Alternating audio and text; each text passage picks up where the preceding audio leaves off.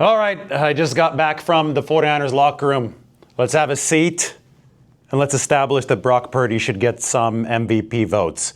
He won't win the award, and he shouldn't win the award because he missed 8 games this season. I get it, but what he has done, and it really was summarized on the field tonight. In a game, I saw John Lynch outside the locker room today, and I told John that this game was a hybrid of the 2019 Saints win, 48-46 with Jimmy Garoppolo, quarterback, and the 2019 Seahawks win with the Dre Greenlaw stop in the end zone. It took so many great 49ers games of past eras and this era and bundle them into one to keep San Francisco alive for the 1 seed. They play the Seattle Seahawks for that 1 seed. They're 1.5-point favorites next Saturday night. But I told that to John, and obviously the unifying binding staple for the 49ers is their quarterback. The Bears became the first team in NFL history to score over 35 points,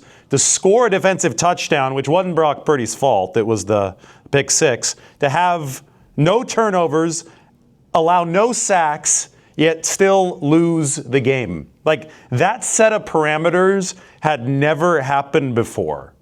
And the main reason the 49ers won is because they walked an absolute tightrope. You credit Purdy for being at the top of the heap. I mean, the media is going to have to tell the truth on Purdy now. The mobility, the precision. I talked to Mac Jones in the locker room. There was a point where he hit the third read on the play. It was Ricky Pearsall back over the middle of the field. It converted one of the third downs. 7 of 10 on third down. 5 of 5 in the red zone. I mean, that was the difference. Caleb Williams and the Bears, they are 1 of 3 in the red zone, including the stop at the end of the game for the 49ers. 5 of 5 for Purdy. That is the money area. That is where coaches trust the best quarterbacks in the game. That's where mobility and precision gets it done. But anyway, when Purdy found Pearsall on one of those third down conversions as the third read, it was like, this guy, he's not going to let them lose today. He's going to make history. And he did. The Bears were the first team in NFL history to lose under those parameters. Anyway, I have so much from the locker room. But the first thing I've got to show you is Christian McCaffrey, who was awesome today as well, talking about what makes Kyle Shanahan such a good play caller. And, I mean, the whole debate about, is Shanahan creating this or is Purdy creating this is idiotic.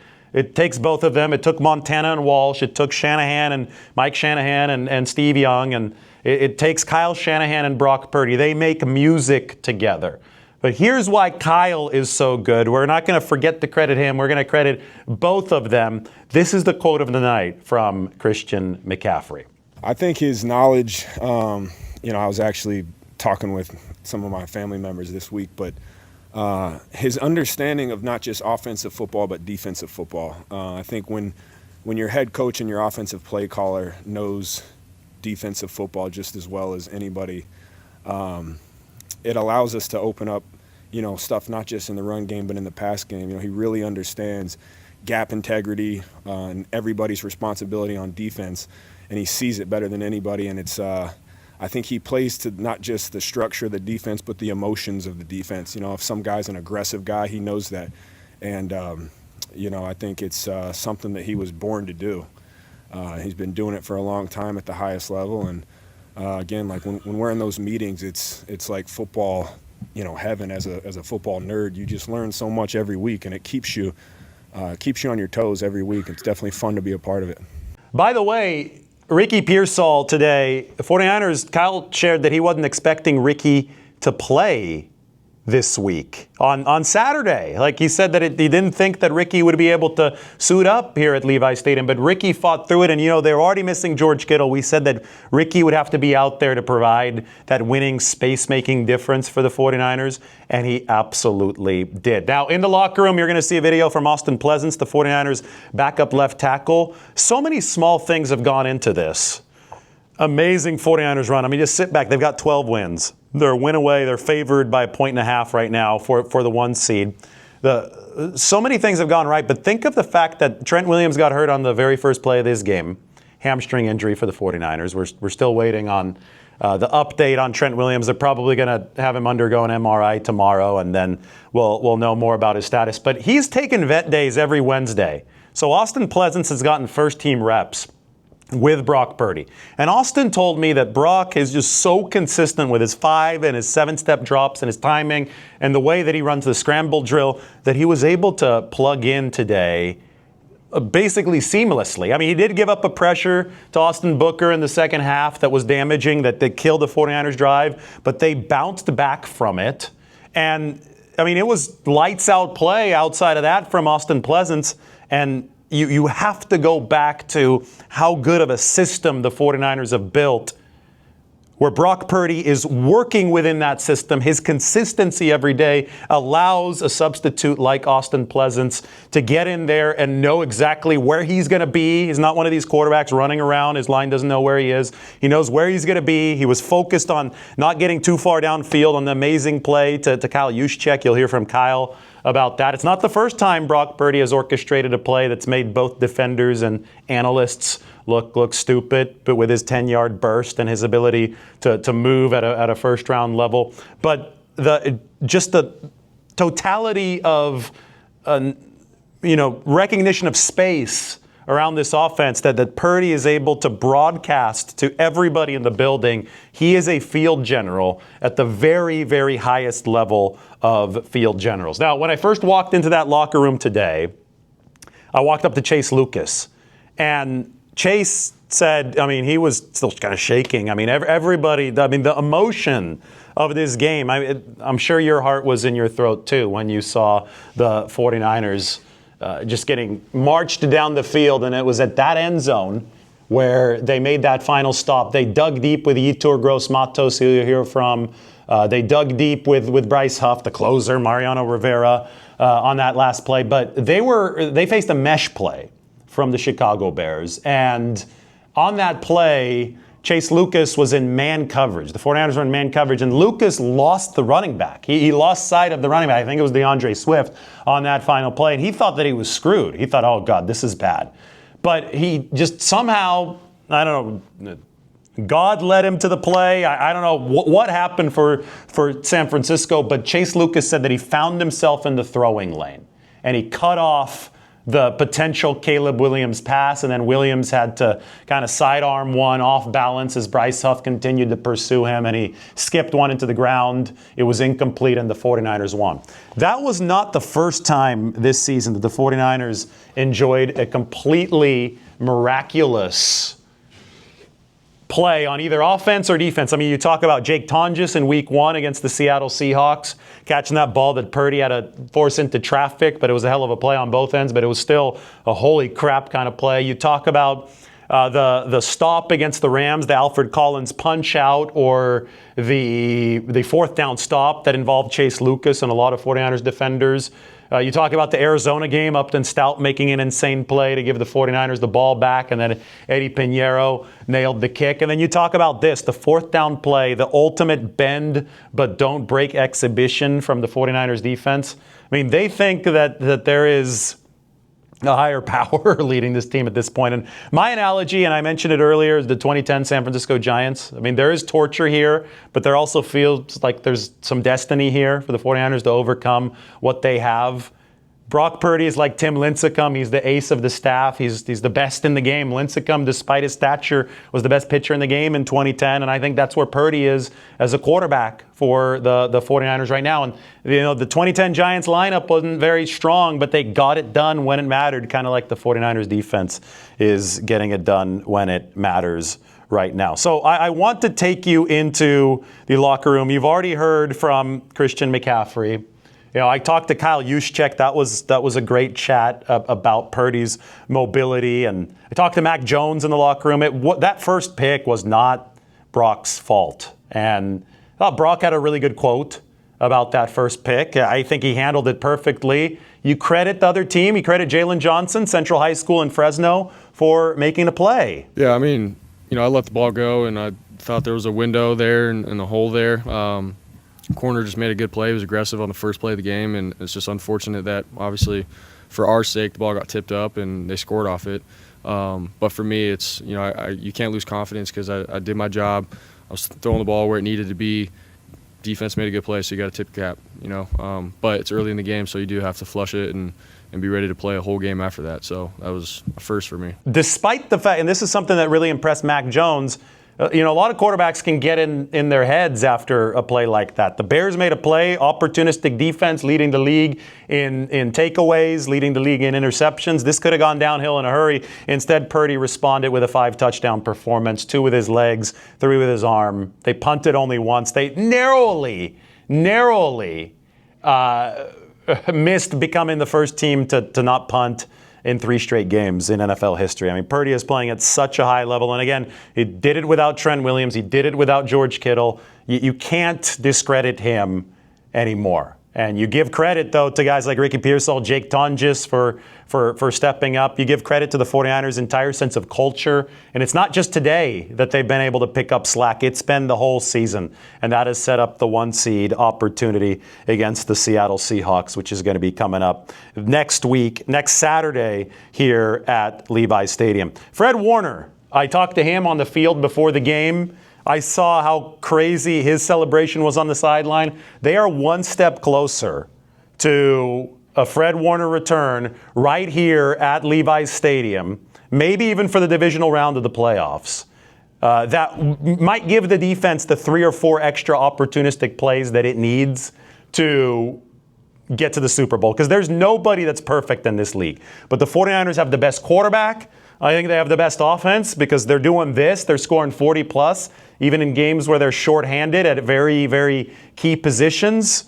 It's even more important to get that 1 seed now, so Trent has some time to come back from the hamstring strain. If you get the 1 seed, if you win next week, you don't have to play a playoff game until January 17th. But if Fred Warner can come back alongside Trent Williams, maybe the 49ers get a little bit of extra juice on the defensive side of the ball, the juice that they'll need after really struggling there today to just find a way. That's what Fred Warner said. Find a way. They found a way tonight.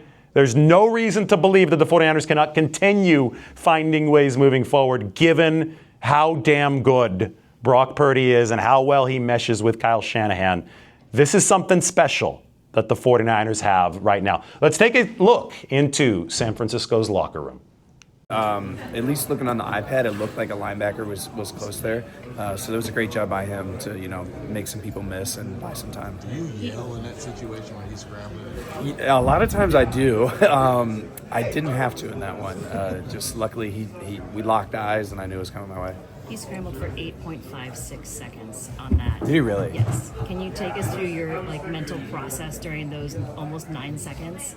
I mean, it's really it's pretty simple for me. I'm running my route and I ran out of room. I got to the sideline and at that point I just sit in the end zone, sit in that corner and just hope that, I get forgotten. And luckily that's what happened. And then for him to have the wherewithal to know where the sticks are, to not throw it Yeah, exactly. before he gets to the line of scrimmage. Exactly. That's that. It's hard to explain. You just have this thing in your head, this little GPS that you know where you're at, and he does a great job with that. The end of half analytics and clock ball management seemed especially intense. I think Ben Johnson's big about that too. Yeah. What that drive, so that they punted, you had the ball at your own 10. And Brock completed. You didn't score, but I thought that won the game. Was that a big kind of point of emphasis? No, that is big. That's something we brought it up years ago. It's a weird stat that it's like the second or third best indicator of who wins the game is who finishes with the ball before halftime. And it's not even scoring points or whatever. It's just who finishes with the ball. So it is really important in those moments to finish with the ball and not give the other team an opportunity to go score. Now think of Brock's moves to get to the point where he can get you the ball. Incredible, absolutely incredible. I'm going to look forward to rewatching that one tonight on film. Did you have a good view of that, in real time? How good of a view did you have of him kind of dancing around the defenders? Honestly, things are happening so fast, and I was so concerned just about where I was. I did see a little bit of it, and I was like, oh damn, this play's still going. But I don't think I got the full view of it. I'm being completely honest. I had all the confidence in the world that they were going to go make that play and make that stop. No matter how many points they give up, I'm confident that Saleh and those guys will find a way to make a play when it's needed, and that's exactly what they did. Week 18. I'm sure you know with all that's gone on this season. I'm sure it's a little shocking that's going to come down to the Week 18. So I mean, I think anybody, if you, back when Fred got hurt against Tampa, what was that, Week 5 or something, if you told us that, told anybody, you know, we'd be 12-4, we'd be battling Week 18 for that 1 seed, you're absolutely crazy. Nobody would have believed you. So, I mean, it's been a special season already, and one that I definitely don't take for granted, but we're not done. And I have all the confidence in the world that we can get this thing done. We were definitely rolling.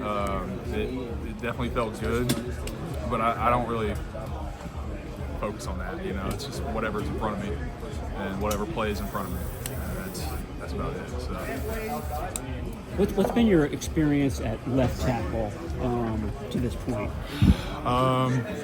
You know, because the last 5 years I've been bouncing around P squads, and when you're in that position, you got to be able to do a little bit of everything. Yeah. You know, so I mean, I've had a lot of reps at left tackle. You know, and I felt comfortable with that. So. What was your view of Brock's play where he found Juszczyk in the end zone, where he kind of danced through the two defenders? Did you have a clear view of that? Was that behind you? I couldn't tell because it was a scramble. So that was, I think, the boot that you're talking boot, about. Yeah. And then it looked like they were going to get him, but then he kind of juked and stepped through him and found Kyle. Yeah, honestly, I was just making sure I wasn't downfield on the play. I was looking for where the ball was at, and I didn't want to, you know, make a bad a bad play. So I was just like, let me back up a little bit, and then, you know, Juice was there, and it worked out. So a quarterback like Brock can act. That can be a danger, right? If he's so good eluding, you have to keep that in mind. How difficult is that if you're not getting some of those first team reps with Brock per se? You know, to. I think Brock's consistency is huge, especially his pocket presence. You know, because if it's 5-step drop, 7-step drop, like I know he's going to be where they say he's going to be. You know, which is really helpful whenever you are left tackle. So I'm grateful for that. You know, so you think that's probably one of the main reasons that you could step in and things can operate seamlessly because that quarterback gives that consistency to the line in front of him? It's definitely a factor. Mm-hmm. You know, I wouldn't say it's like the main factor. There's a lot of things that go into it. You know, I've with Trent and everything, you know, taking the vet days or whatever, like I've gotten a lot of reps in practice, so I felt comfortable and I felt ready. You know, so. It's not going to go anywhere. Did you just go, I don't know what's going on? No, I just tried to get him down, and then I turned around and just prayed. So it was awesome. Does that play everything you have in the tank? Kind of, where were you guys energy-wise by that point of the game? Man, that was a long drive. I speak for myself, and I was gassed. I came out earlier on that drive and then ended up going back in. I think on 3rd down. So, you know, just trying to empty the tank, give everything I got. Sala often talks of closers, and he's compared Bryce to Mariano Rivera. Was there anything message-wise, like before that play or on that drive, about just digging deep and finding that close? Yeah, like this team knows what's on the line, and to go out there in that moment and to get a stop where we were fighting to get some all day, that was huge. Take me through the last play. What did you see in the last play? What was going on? How would you describe the last play of the game? Last play of the game? Man, that's just a dogfight. Like, we knew it was going to be a dogfight, and we knew we had to empty the tank. It was going to be an ice-pack game, and we went out there and did just that. So, super proud of our guys. What's the thoughts going in facing Seattle again, and just what you think about them? Look at the tape from last time and, you know, get better. Pretty good game plan, go in there and dominate. It's the next opponent. The difference from that last time to this time is a tone now. So, how much is the rallying cry of we're staying at Levi's? Man, we know what we want to do this year. Yeah. So we determined to go out there and do it. That's it.